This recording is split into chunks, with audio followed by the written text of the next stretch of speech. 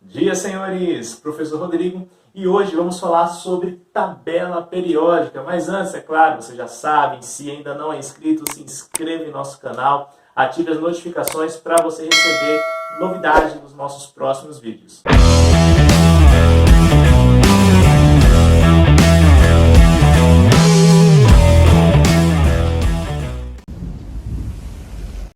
Senhores, antes de falarmos das propriedades da tabela periódica, vamos ver um breve relato histórico de como chegou a tabela que usamos hoje. Então aqui tem os principais precursores, daqueles que começaram a desenvolver um sistema de organizar a tabela. Então aqui a gente tem o Champ-Courtois, de origem francesa. Uau! E a ideia dele foi do parafuso telúrico. O que seria esse parafuso? Ele organizava os elementos na vertical e como se fosse aquela espiral do parafuso. Então, quando se encontrava novamente no espiral, os elementos tinham propriedades semelhantes. Então, ele organizava, falava que era o parafuso. Então, como essa imagem que você consegue ver aqui, ela tem esse espiral e os elementos vão se organizando a cada volta ali. Depois temos o modelo ou a proposta de Newland. Ele usou, como músico, ele usou a lei das oitavas, que funciona mais ou menos assim. Então, observando nas oitavas, a gente pode perceber que se eu tocar essa nota, seria um Mi. E se eu descesse uma oitava abaixo, ela continuaria sendo o Mi também. Então, o som parecido. Então, essa era a ideia que Newland, por ser músico também, ele imaginou que o oitavo elemento ele teria propriedade semelhante ao primeiro. A gente teria Dó, Ré, Mi, Fá, Sol, Lá, Si. O próximo seria o Dó, novamente mais uma oitava abaixo. E Newland, ele fez essa progressão com 56 elementos. Já o Champ-Courtois ele fez com apenas 16 em ordem em vertical. Então Newland fez essas colunas com 56 elementos, sabendo que a cada oitavas os elementos tinham propriedades semelhantes, e realmente tinham. E chegamos ao pai da tabela periódica, que é Mendeleev. O russo Dmitry Mendeleev, ele organizou a tabela periódica por ordem de massa atômica. Vale lembrar que Mayer também organizou, só que quem leva a fama é Mendeleev. Mas seja uma outra história já resolvida. Mas vai só lembrar isso. Então, Mendeleev ele organizou por massa atômica, certo?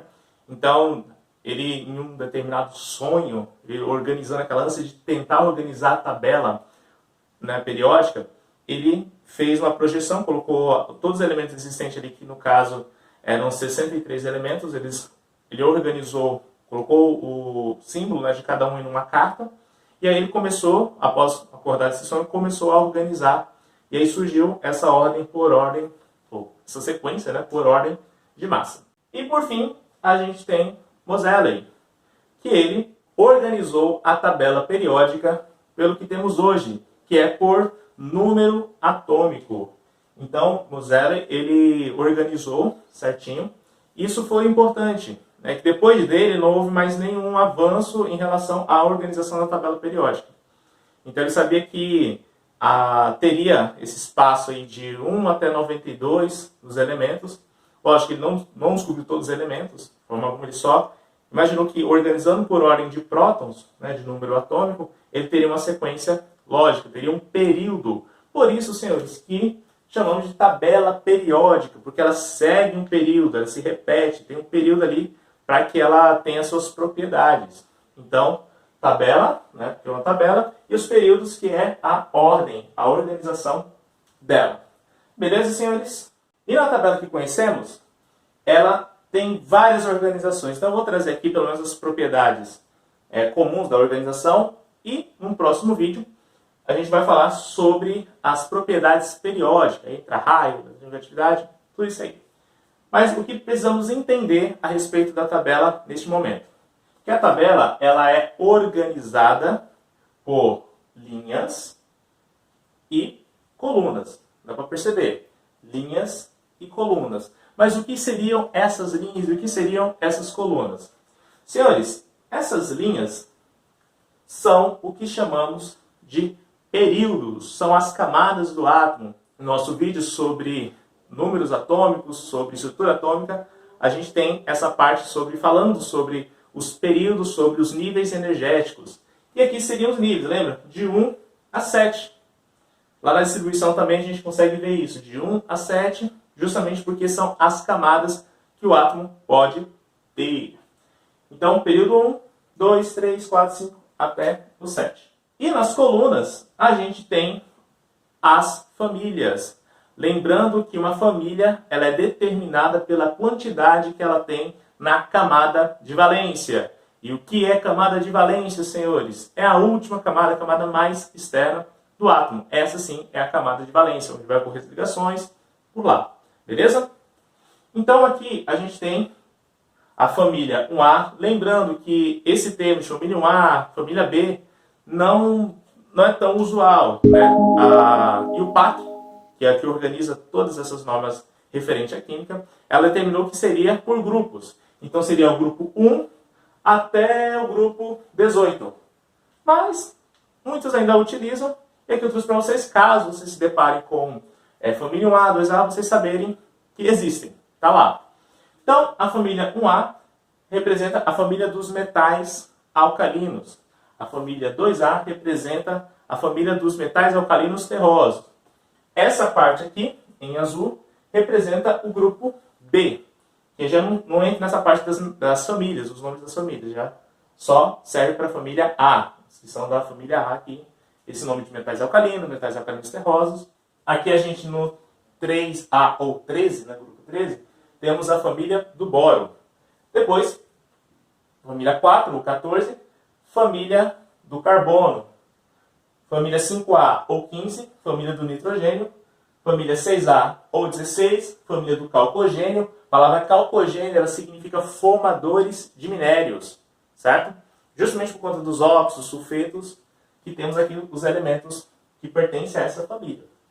E aqui a gente tem a família 7A ou 17, que é a família dos halogênios, que são formadores de sais. Então todos os salato, cloreto e tal, vêm, né, da ligação ou da interação da família 7A, que é um ametal, com a família 1A, 2A, que são metais.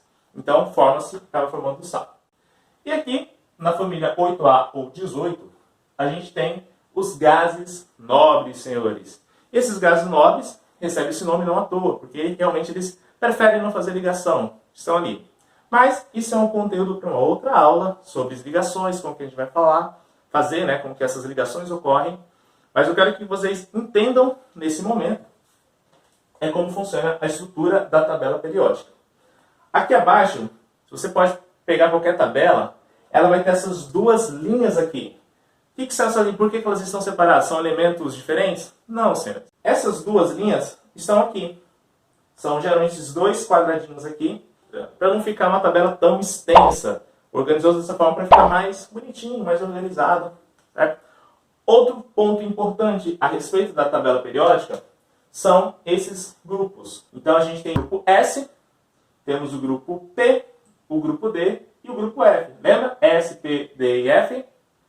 Justamente, são subníveis energéticos. Então a tabela consegue separar os elementos por subníveis. Então, essas duas colunas aqui, a gente tem o subnível S. Lembra que o subnível S ele pode conter no máximo 2 elétrons. Então aqui, toda essa coluna 1 possui apenas um elétron. Toda essa coluna 2 possui, na camada de valência, 2 elétrons. Aqui temos o subnível D, que são todos esses elementos, com exceção dessa linha aqui, que são esses dois. Todos esses elementos aqui são elementos de transição externa. São terminados no subnível D. Faz a distribuição, vai terminar no subnível D. E aqui a gente tem o subnível F. Então todos os elementos aqui, dessas duas linhas aqui, são elementos que terminam no subnível F. E aqui, o subnível P, são todos os elementos que terminam no subnível P. Então, esses elementos aqui, todos terminam com o subnível P. Lembrando que o subnível P comporta, no máximo, 6 elétrons, certo? Então, aqui a gente tem 1, 2, 3, 4, 5, 6. Então, todos esses elementos aqui vão terminar em P1, ou P2, ou P3, ou P4, ou P5, ou P6. Certo, senhores? Então é isso, senhores. Se vocês gostaram desse vídeo, deixa aquele like, compartilha, comenta e não se esqueça de se inscrever e ativar as notificações para a gente continuar vendo sobre tabela periódica e muitos outros assuntos. Beleza, senhores? Forte abraço e até mais!